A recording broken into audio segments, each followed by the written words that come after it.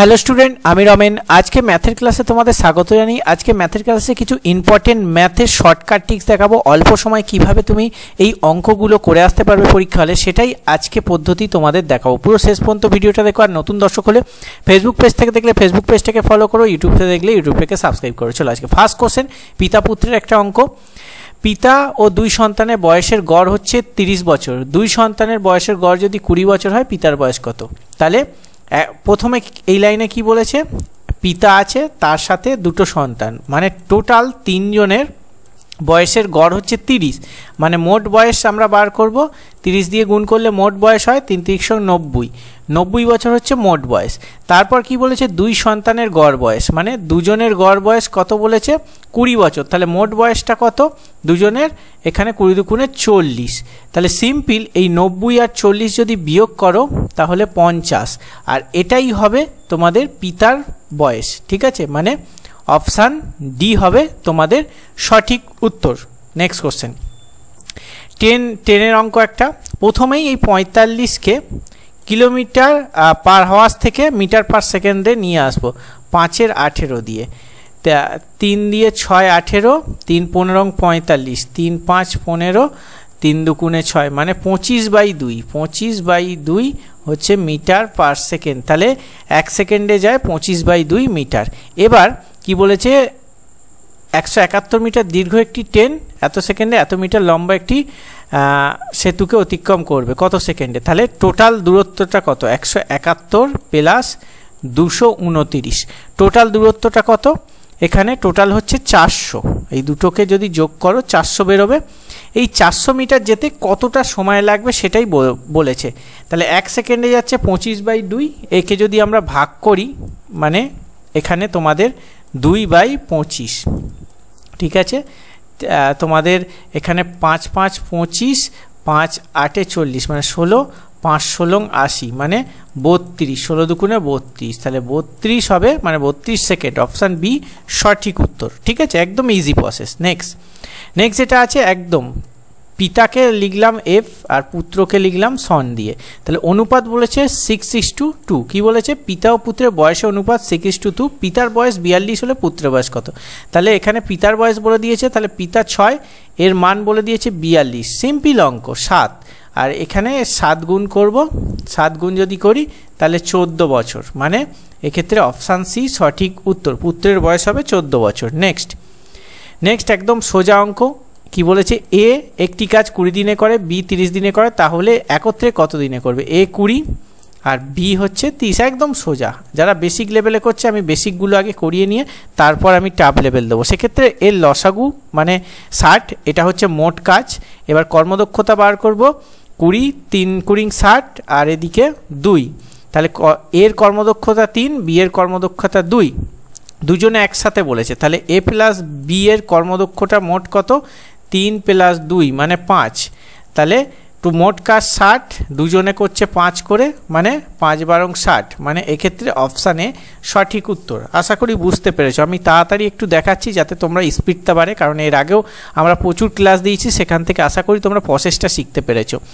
দেখো, একটি নৌকা স্রোতের অঙ্ক। প্রথমে কি বলেছে, একটি নৌকা স্রোতের প্রতিকূলে 5 কিমি 50 মিনিটে যায়। স্রোতের গতিবেগ 12 কিমি পার ঘন্টা হলে স্থির জলে নৌকার বেগ কত? দেখো, 1 ঘন্টায় বার করে নিতে হবে। 50 মিনিটে যায় 5 কিলোমিটার। তাহলে এক মিনিটে যায় 5/50। তাহলে 60 যায় কত? সেক্ষেত্রে সিম্পল যদি করো, এখানে 60 মানে 5 10 মানে 6। তাহলে কি বলে, 1 ঘন্টায় যায় 6 কিমি।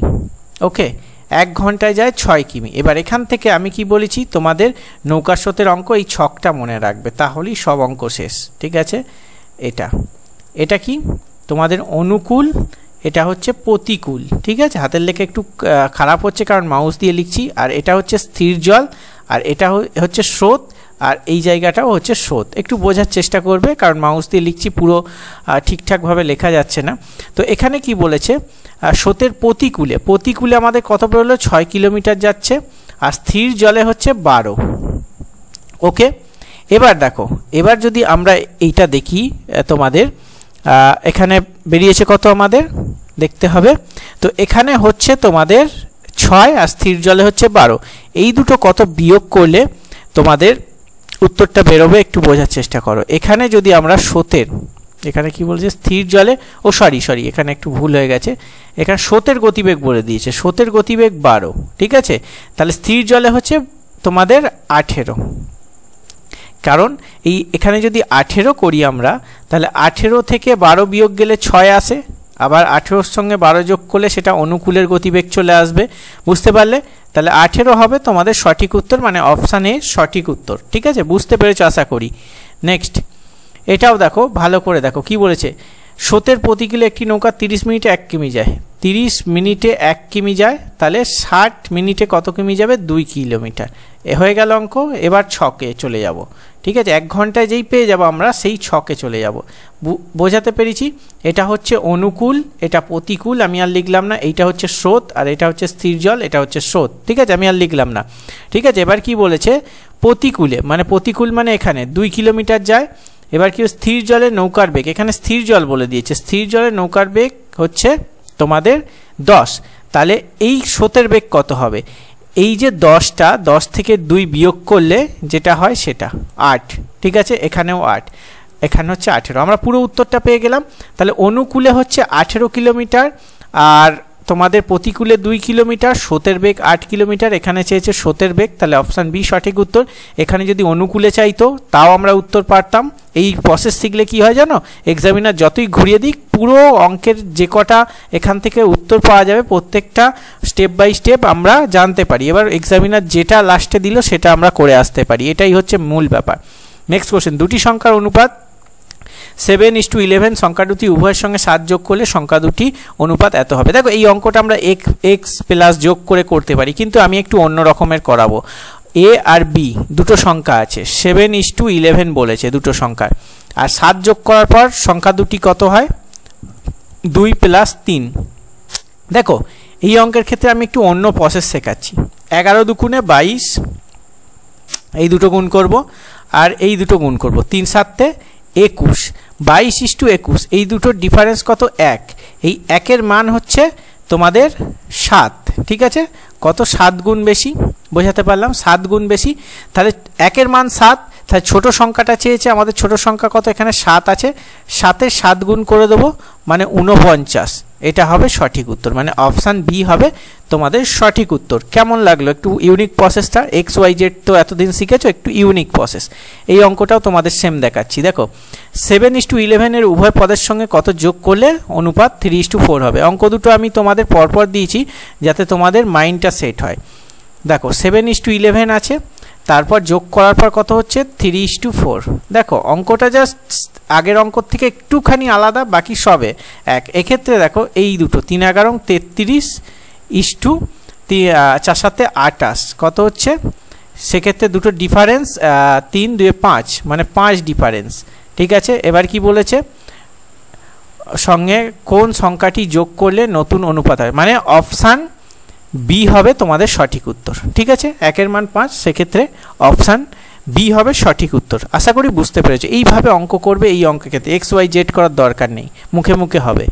নেক্সট, দুটি ধনাত্মক সংখ্যার অনুপাত 4:5, এ আর বি দুটো সংখ্যা আছে, 4:5 দুটো সংখ্যা, এদের গুণফল বলেছে, এই দুটোকে গুণ করব। 4 × 5 = 20, যেহেতু x² দেবো, দুটো গুণ করলে 4x × 5x, x², এর মান বলে দিয়েছে 1620।